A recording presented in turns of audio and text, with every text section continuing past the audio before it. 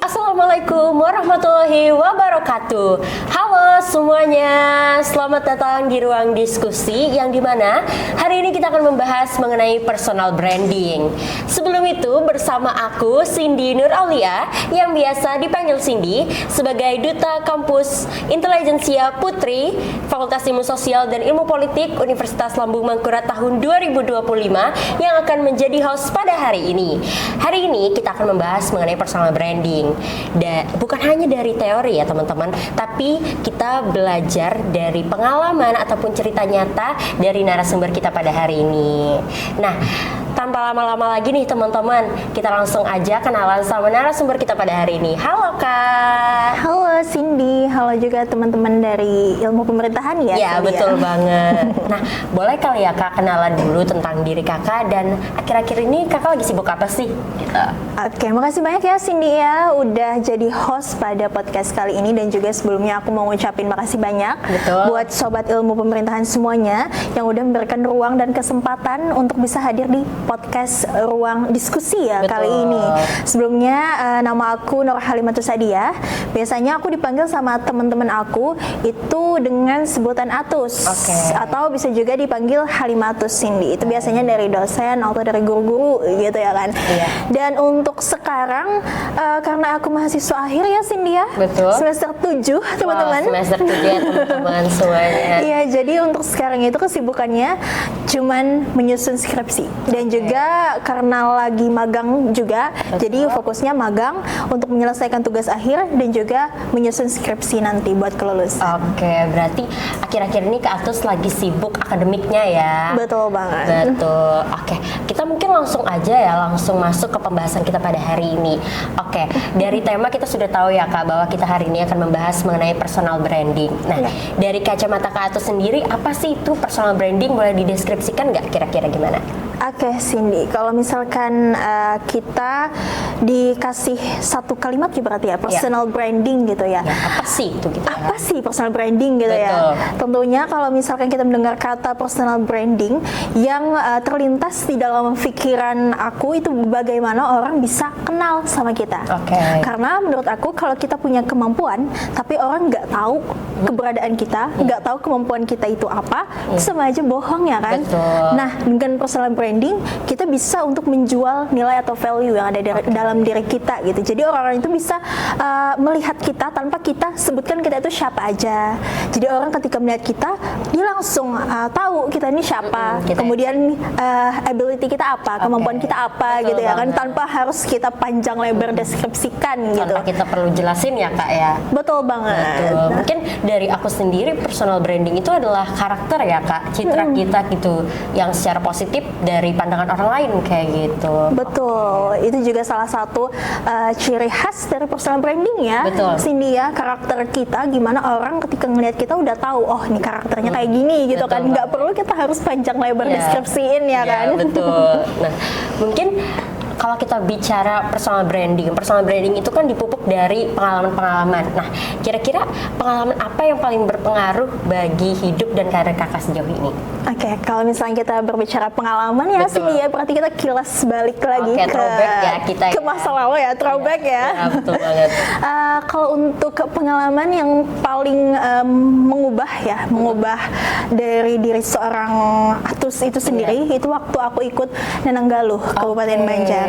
Nah, dari sana benar-benar pengalaman baru, kemudian relasi baru itu terbuka lebar sekali ketika aku ikut di sana. Kemudian ketika aku berproses di Nananggaluh Kabupaten Banjar itu, karena di awal sebelum aku masuk Nananggaluh, aku sama sekali tidak kenal yang namanya gimana aku membawa diri di hadapan orang banyak.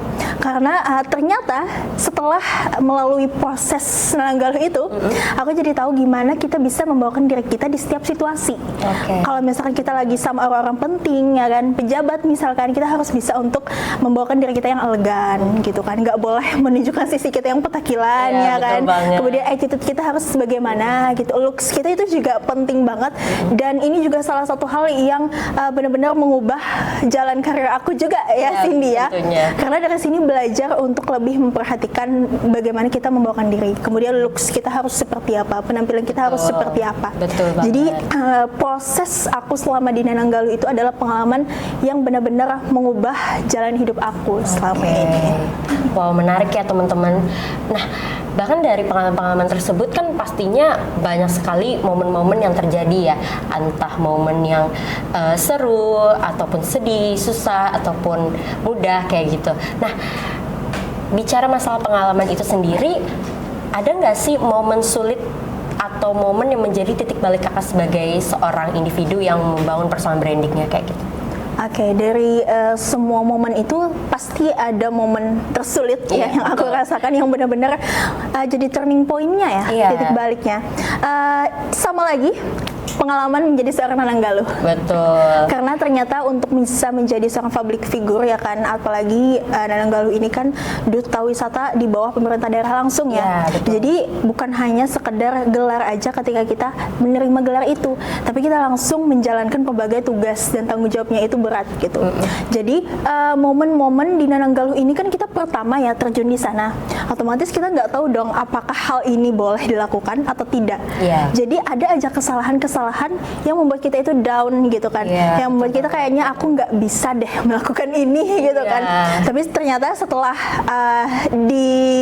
ibaratnya setelah dipikir-pikir lagi itu jadi salah satu hal yang sangat memorable banget, karena memang benar-benar menjadi titik balik dari hidup aku untuk aku berani untuk mengambil resiko, kemudian berani untuk mengambil tanggung jawab yang lebih besar lagi. Karena kalau misalkan kita nggak berani buat ambil resikonya, kita akan jalan di tempat aja. Jadi benar-benar pengalaman yang berkesan, kemudian momen paling sulit itu semuanya ada di proses Nananggalu itu. Jadi mungkin pengalaman yang berkesan banget ya di Nananggalu ini kayak gitu.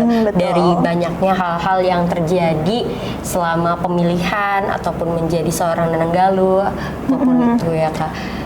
Iya, betul. Jadi dari pengalaman tersebut kira-kira pelajaran apa sih yang paling bisa Kakak pegang sampai sekarang kayak gitu? Oke, dari pengalaman itu banyak banget pelajaran yang bisa aku pegang sampai sekarang. Salah satunya adalah soal tanggung jawab dan konsisten. Betul. Kenapa? Karena selama proses pemilihan ini kan kami lama banget karantinanya, 1 bulan lebih. Dan aku itu jarak tempat tinggal aku ke tempat pusat lombanya itu kurang lebih 1 jam lebih gitu. Jadi kalau misalkan enggak konsisten, aku bisa aja berhenti di tengah-tengah gitu kan. Sempat juga mama aku itu bilang kalau misalkan udah stop aja, gak usah lagi diikutin. Tapi aku bilang sayang, ini udah setengah jalan. Udah karena itu kan ada proses seleksinya ya. Proses seleksi dari administrasi, kemudian juga sampai ke bakat, wawancara, dan juga sampai tes tertulisnya. Itu semuanya kan ada penggugurannya ya, sistem gugur ya kan.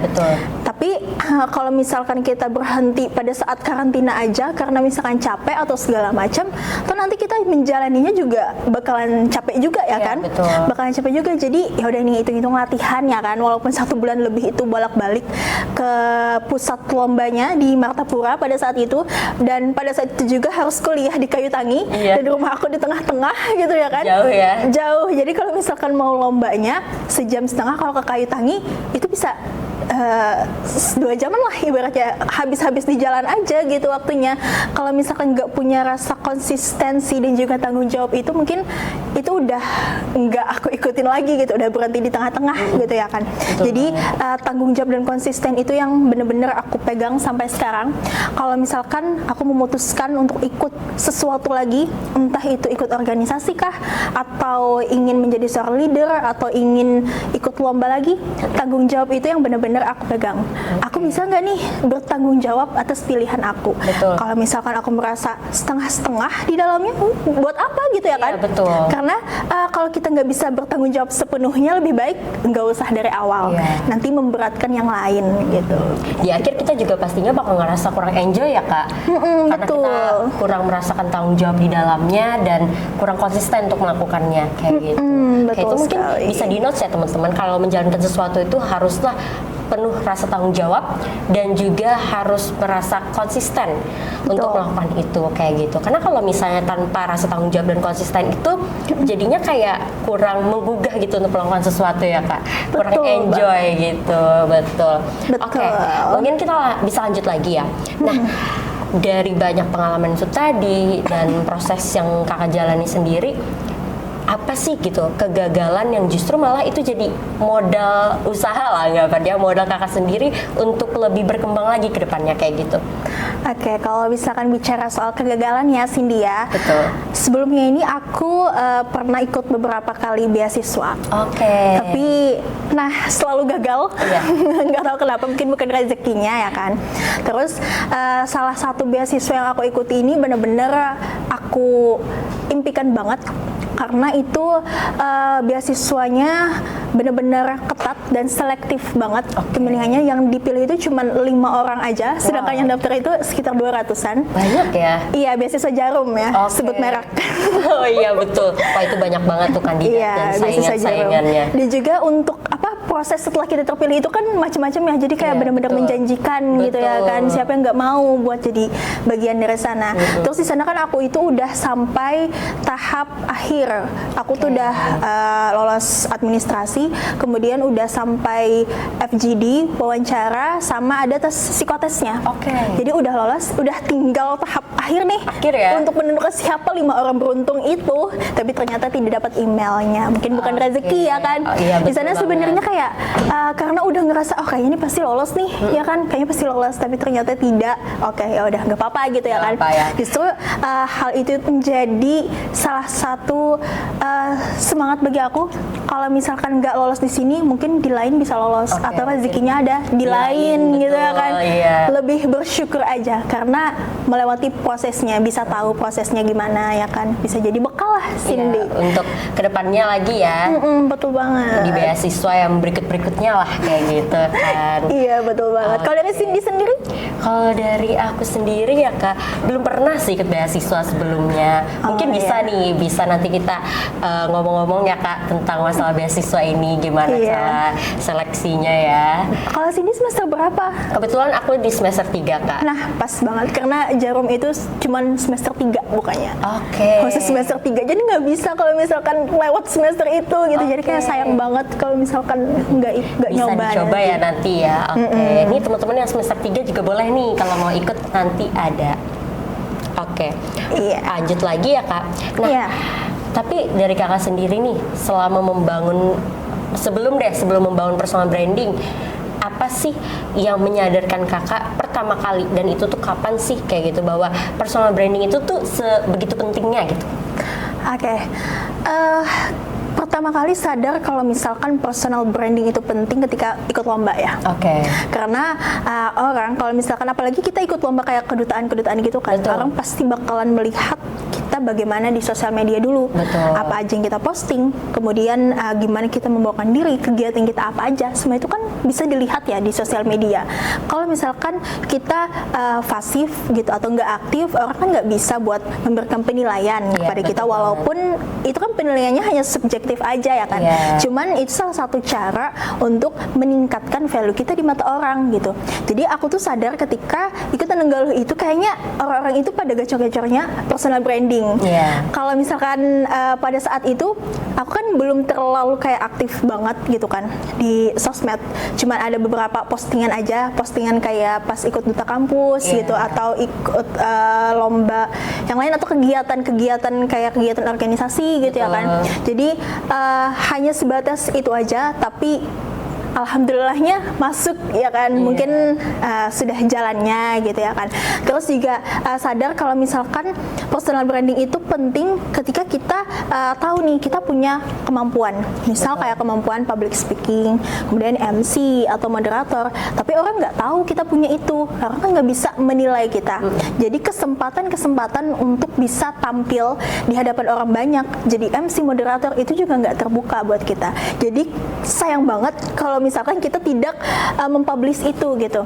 Bukan tujuannya bukan untuk ria ya kan, Iya, tapi betul. lebih bagaimana orang bisa mengenal kita ya. kita dan melihat kita ya kan, Betul. Cindy ya. Iya. Kalau Cindy gimana nih, duta kampus ya kan? Oke, sebagai duta kampus sendiri kan karena baru memulai nih untuk membangun personal branding aku sendiri, aku gunain teknologi sih. Karena kan kita sekarang di era teknologi yang dimana kita tuh bisa gunain sosial media untuk kasih tahu orang-orang kegiatan kita sehari-hari ngapain, Betul. kita udah ngapain aja, kita pernah ngapain aja, kita prestasinya apa aja, sertifikasinya apa aja, kan lewat sosial media kayak gitu. Jadi aku gunain teknologi seperti sosial media Instagram tentunya untuk posting-posting kayak gitu. Ya, jadi penting banget ya Cindy ya personal branding di zaman sekarang ini Betul. gitu. Apalagi buat mereka yang memang mau nge-branding dirinya sebagai duta atau mahasiswa ya kan Cindy ya. Penting Mahasiswa yang banget. aktif berorganisasi, aktif di kelas, berprestasi, seperti itu. Betul. Oke. Nah, jadi teknologi itu emang membantu banget ya di era sekarang untuk kita membangun personal branding, yang Betul. dimana orang pasti akan menggunakan sosial media untuk tahu nih orang ini nih punya personal branding apa aja, kayak gitu. Oke. Betul banget. Dari pengalaman hidup tadi, apa sih yang mempengaruhi citra ataupun karakter kakak sendiri kayak gitu yang selama ini kakak bangun kayak gitu? Dari pengalaman tadi yang berpengaruh banget itu ngebangun rasa tanggung jawab aku sih. Oke. Kalau dulu itu aku orangnya karena kita masih di tahap yang belum benar-benar memegang suatu jabatan atau memegang apa ya ibaratnya tugas yang benar-benar terstruktur gitu, kayak ya udah kita dengan diri kita sendiri aja gitu ya kan. Jadi terserah kita mau Ya, gimana nih sesuka membawa kita diri ya. ya sesuai kita ya kan. Betul. Kalau setelah ada tanggung jawab sebagai seorang duta wisata tadi, itu jadi benar-benar ngebentuk diri aku sendiri untuk bertanggung jawab. Jadi apapun yang aku lakukan nggak boleh setengah-setengah, harus maksimal gitu ya kan. Harus benar-benar mencurahkan segala tenaga di Harus sana. totalitas ya. Betul, harus totalitas dan juga konsisten. Jadi nggak setengah-setengah Iya. dan nggak apa ya ibaratnya kalau mau untuk mengambil keputusan itu ya ambil, kalau enggak ya enggak. Jangan kayak mau-mau enggak Iya, gitu ya kan. betul.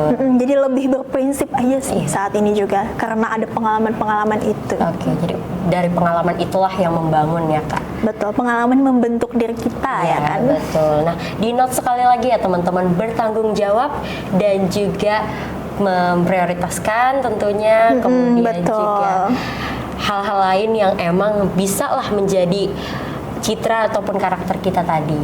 Betul banget. Nah, dari banyaknya nih hal-hal yang dimiliki oleh seorang Kak Atus, kira-kira elemen apa sih yang ada di dalam diri Kak Atus sendiri gitu yang dapat mendorong Kak Atus dalam membangun personal branding itu?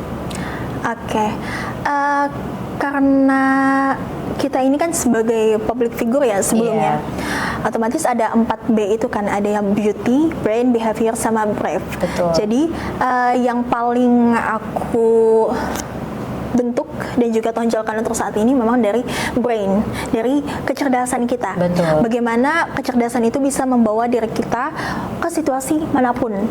Kemudian dari situ menyusullah bagaimana orang bisa memandang kita dari segi looks kita, kemudian dari penampilan kita dan juga keberanian. Itu Betul. sih salah satu hal yang harus di-highlight juga Cindy ya. Kalau misalkan kita udah punya nih kelebihan-kelebihan yang lain, kita bisa buat bicara di hadapan orang banyak ya kan. Kita percaya diri, tapi kalau misalkan kita nggak berani ya kan, nggak berani untuk ambil resikonya, sama aja bohong. Sama gitu. aja bohong. Maka dari itu muncullah 4B itu tadi ya. Betul banget Cindy. Yang dimana aku sendiri pada saat sebelum menjadi duta nggak tahu tuh apa itu 4B itu, nggak tahu sama sekali. Oh iya. Gitu. Nah, pada saat mengambil langkah baru di dalam hidup aku ya menjadi seorang duta itu, lalu tahu apa itu 4B. Nah, ternyata dari 4B itu sendiri menjadi acuan untuk membangun personal branding kayak gitu. Betul banget. Dari misalnya brain sendiri, jadi aku harus kayak semangat untuk belajar kayak gitu, untuk terus belajar, menambah pengetahuan agar kayak dikenal orang sebagai ya orang yang berprestasi kayak gitu, sebagai namanya juga duta intelijensia kayak gitu. Betul banget. Betul Intelijen banget. ya. Intelijen kayak gitu. Iya, Oke, betul. mungkin bisa lanjut lagi ya Kak. Nah, dari pengalaman-pengalaman itu, mungkin dari pengalaman-pengalaman masa lalu kakak sebelumnya, dari kayak SMP, SMA kayak gitu, yang sebenarnya yang pengen kakak tonjolkan itu ada nggak sih lagi kayak gitu, selain yang sekarang nih yang lagi kakak tonjolin banget kayak gitu? Oke, hal yang mau aku lebih highlight ya ke orang-orang biar orang itu notice-nya langsung ke sana gitu ya.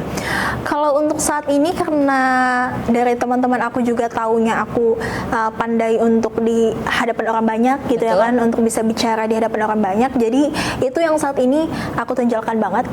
Gimana aku bisa membawakan diri aku sebagai seorang MC tadi atau moderator gitu kan, atau kayak narasumber podcast kayak gini ya kan. Jadi itu yang benar-benar aku tonjolkan atau highlight saat ini. Dan juga karena sekarang juga masih kuliah ya kan, apalagi di FISIP ya, FISIP ini kan orang-orangnya dikenal cerdas gitu kan, melek politik ya kan.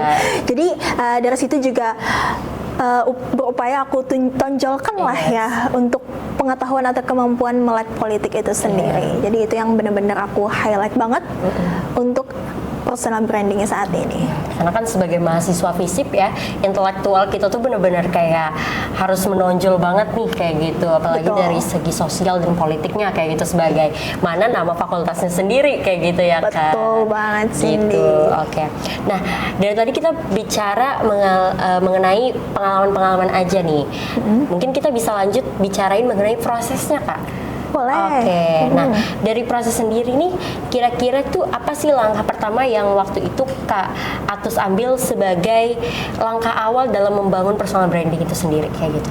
Oke, untuk langkah awalnya pastinya aku mengenali diriku sendiri siapa. Kemudian apa yang mau aku tonjolkan, kemampuan aku apa aja, dan siapa aja nih target audiens aku buat personal branding ini.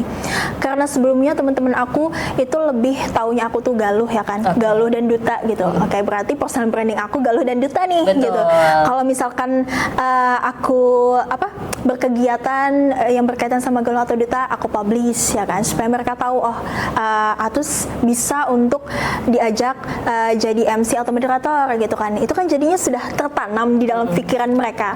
Jadi kalau misalkan ada kegiatan atau event, ya langsung ke kita gitu kan, tertujunya gitu. Jadi memang yang harus kita lakukan pertama kali adalah kenal dulu nih, kita itu siapa, sebagai apa, dan apa yang mau kita tonjolkan. Kalau kita mahasiswa nih kan, mahasiswa sebagai umumnya, kita tonjolkan sisi mahasiswa kita itu di mana gitu. Kalau di FISIP berarti kita melek politiknya ya kan. Bagaimana kita bisa untuk membangun diri kita sebagai seorang akademisi misalkan. Nah, itu yang ditonjolkan. Kenal dulu siapa kita. Nah, jadi dari kenali diri kamu sendiri itu merupakan langkah awal nih teman-teman untuk membangun personal branding teman-teman sendiri kayak gitu. Betul banget. Nah, mungkin dari hal-hal tersebut kan adalah membangun ya Kak, dari membangun dari kita kenal diri kita sendiri. Nah, tapi gimana sih caranya untuk memastikan dari kita membangun sampai dari kita mengenal diri sendiri sampai membangun itu terus, bagaimana sih cara memastikan agar brandingan itu tuh tetap autentik dan tidak dibuat-buat kayak gitu? Dari Kak Atus sendiri gimana nih? Tetap asli ya berarti. Cara untuk memastikan bagaimana nanti personal branding yang kita bangun itu tetap diri kita, bukan jadi orang lain. Tentunya kita melakukan hal-hal yang nyata aja, yang memang kita lakukan gitu. Ya kan. Jangan mengada-ngada lah istilahnya kan. Tetap kembali ke diri kita sendiri supaya nantinya apa yang kita publish, apa yang kita bangun itu memang adalah hasil original dari kita sendiri 100% ya kan. Kalau misalkan kita meniru-niru orang lain, itu kan nanti kelihatan bedanya gitu. Kelihatan bedanya kita sama orang lain itu. Jadi balik lagi ke diri kita sendiri, lakukan apa yang memang kita lakukan aja di dunia nyata gitu ya kan, untuk nanti kita branding image kita di sosial media. Cara pembawaannya pun berbeda ya Kak, ketika kita membawakan hal yang dibuat-buat dengan yang autentik. Betul banget. Betul, kayak gitu. Jadi akan terlihat tuh perbedaannya antara kita membawakan yang memang benar-benar diri kita sendiri sebagai personal, kemudian dengan personality yang kita buat-buat kayak gitu. Betul banget. Memang kelihatan ya ada gap ya di tengah-tengahnya. Betul. Oke. Nah, dari itu sendiri kan kita pastinya tadi selalu dibilang oleh Kak Atus konsisten. Nah, gimana sih cara kita agar membangun personal branding itu dan menetapkan personal branding itu tuh terus-terus seperti itu atau kita bisa sebut sebagai konsistensi kayak gitu? Oke, caranya supaya konsisten itu balik lagi ke diri kita sendiri ya, Cindy ya. Gimana caranya kita buat apa ya? Ibaratnya kita selalu melakukan hal-hal yang positif, gitu kan? Kemudian kita usahakan untuk mengkomunikasikan hal-hal itu dengan mempublishnya, kayak di sosial media kita. Bisa jadi kita bikin jadwal per minggu kah, atau per bulan kah? Mungkin per bulan kelamaan kali ya, per minggu atau per 2 minggu ya kan, buat upload sesuatu apa gitu kan. Kalau misalkan kita nggak ada kegiatan sama sekali, mungkin bisa aja kita bikin sesuatu yang berimpact positif. Misalkan kayak mungkin ada berita terbaru nih, kita repost kah, cuman kita harus cari tahu dulu ya kan kebenarannya, jangan sampai kita malah menyebarkan hoax gitu. Jadi misinformasi ya teman-teman. Misinformasi. Jadi dari kita sendiri itu sih yang bikin jadwalnya itu. Mungkin kalau misalnya teman-teman nggak ada bahan nih untuk yang bisa diposting kayak gitu, mungkin teman-teman bisa recap dari suatu acara yang pernah didatengin ya. Betul, iya kayak betul. Gitu. Recap itu dikumpulin ya kan, daripada ibaratnya kayak cuman ada di galeri kita aja, lebih baik dipublish ya kan? Gitu ya. Misalnya kayak teman-teman punya materi nih mengenai suatu hal yang kalian dapat dari ikut seminar-seminar kayak gitu. Nah, bisa tuh diposting di story biar teman-teman yang lain juga tahu ya. Betul banget. Jadi nggak hanya terbatas personal branding itu kita bagaimana orang melihat kita.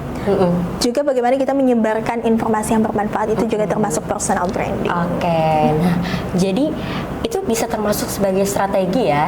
Betul ya. Gitu. Nah, mungkin kalau dari Kak Atus sendiri gimana nih strateginya atau kebiasaan khususnya untuk membangun personal branding ini sendiri kayak gitu? Kalau untuk strateginya itu melihat ke audiens sih. Kalau misalkan audiens kita ini kan berarti di kalangan mahasiswa ya kan. Berarti mereka ini butuh sesuatu yang memang memotivasi, menginspirasi ya kan. Kemudian juga melihat algoritma. Karena aku senangnya itu scroll TikTok ya kan. Jadi tahu nih tren terkini itu apa. Kemudian dilihat nih, banyak yang lebih senang untuk melihat perempuan dengan vibes yang misalkan independen atau misalkan vibes yang leader atau pemimpin ya kan. Nah, kita bisa merich orang dari algoritma itu. Kita berusaha untuk bisa mendeskripsikan diri kita supaya orang itu menilai, oh dia ini vibes-nya seperti ini ya kan. Jadi orang itu bisa dengan mudah melihat kita dengan adanya hal tersebut gitu. Jadi gitulah strateginya ya kan. Kembali lagi ya, pastinya kita selalu membahas mengenai teknologi nih sebagai bagian dari strategi agar kita tetap keep up untuk tren-tren yang ada kayak gitu ya Kak. Betul biar sekali. Biar nggak ketinggalan tren. Nah, mungkin kembali lagi kita masuk ke proses dari pengalaman itu sendiri. Pastinya kan tidak mudah ya, tidak semudah membalikkan telapak tangan kayak gitu untuk sampai di tahap ini kayak gitu sebagai seorang Kak Atus kayak gitu. Pasti ada tantangannya. Nah, kira-kira tantangan apa yang pernah terjadi kayak gitu Kak selama membangun personal branding ini? Tantangannya itu dari segi malas ya kali. Malas gitu kan. Itu suatu hal yang agak susah ya. Agak susah.